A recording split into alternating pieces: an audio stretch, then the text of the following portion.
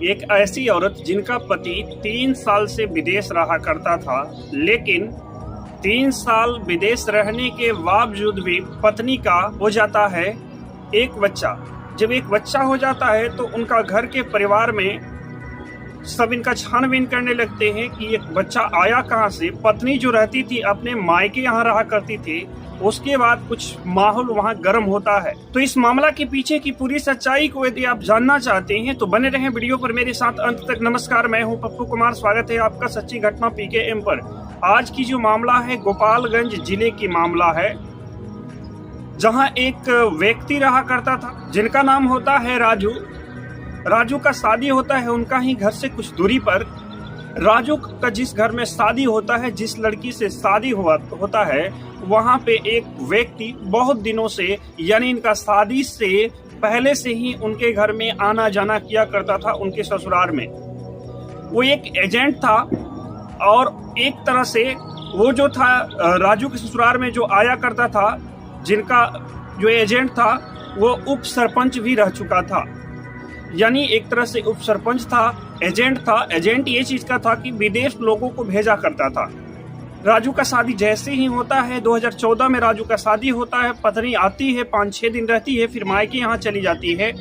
फिर आती है राजू का पत्नी, फिर कुछ दिन रहती है और फिर चली जाती है मायके यहाँ। यानी कि ससुराल में ज्यादातर अपना नहीं रहा करती थी राजू की पत्नी। राजू का पत्नी का नाम होता है संजना देवी। संजना देवी जो होती है अपने ससुराल में बहुत कम रहा करती थी, बल्कि नैहर में ही ज्यादा रहा करती थी। वो जो है कि एक एजेंट से प्यार करती थी, पर ये भनक किसी को पता नहीं था, किसी को कोई भी नहीं जानता था। ये जो तस्वीर में आप फोटो देख रहे हैं, यही वो औरत है और ये बच्चा है जो कि बिना बाप का बच्चा का नाम आप दे सकते हैं। ये बिना बाप का बच्चा है। जो राजू की पत्नी होती है, राजू की पत्नी नहीं आती है अपने ससुराल में, कुछ दिन रहती है, फिर भाग जाती है नैहर। घर में झगड़ा लड़ाई खला हो जाता है और इस वजह से राजू सोचता है कि चलिए ज्यादा घर में झगड़ा लड़ाई हो रहा है तो मैं अलग रह ले रहा हूँ, इसलिए अपनी पत्नी को लेकर अलग रहने लगता है। फिर भी राजू की पत्नी उनके साथ रहने के लिए तैयार नहीं होती है। फिर क्या होता है, तो राजू जो होता है, राजू चला जाता है विदेश और राजू के जो घर वाले होते हैं, राजू के घर वाले उनकी पत्नी को रहने से इनकार कर देते हैं।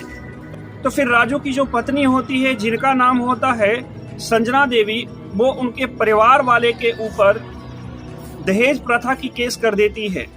जब दहेज प्रथा की केस कर देती है तो फिर क्या था, फिर राजू का भी खून खौल उठता है और वो भी इनकार कर देता है। फिर केस मुकदमा दोनों तरफ से चलने लगती है। यानी राजू का जो पिता होते हैं वो केस लड़ा करते थे और जो राजू होता है, राजू विदेश से ही खटखट कर पैसा भेजा करता था और केस को इनका पिताजी देख रेख किया करते थे। कुछ ही दिन पहले 2022 में ही कुछ दिन पहले इनका माता का निर्धन हो जाता है। तो वो वहां से आता है, 1-1.5 महीने रहता है अपने घर पर राजू और फिर बाहर चला जाता है। मम्मी का जैसे ही दाह संस्कार हो जाता है तो वो बाहर चला जाता है। फिर राजू के पिता को यह भनक लगता है कि आपका पोता का जन्म हुआ है, आज से 1.5 महीना पहले आपका पोता का जन्म हुआ है। जब राजू का पिता को यह बात का पता चलता है तो वो लोग सोच में पड़ जाते हैं, आश्चर्यचकित हो जाते हैं। मेरा बेटा तो 3 साल से विदेश में है और ये मेरा पोता कहां से आया। अब फिर क्या था, फिर ये बात जो है पुलिस के यहाँ जाती है और जितने भी FIR जो उनका बहू किए थे, यानी राजू का जो पत्नी की थी, वो सारा केस खत्म हो जाता है।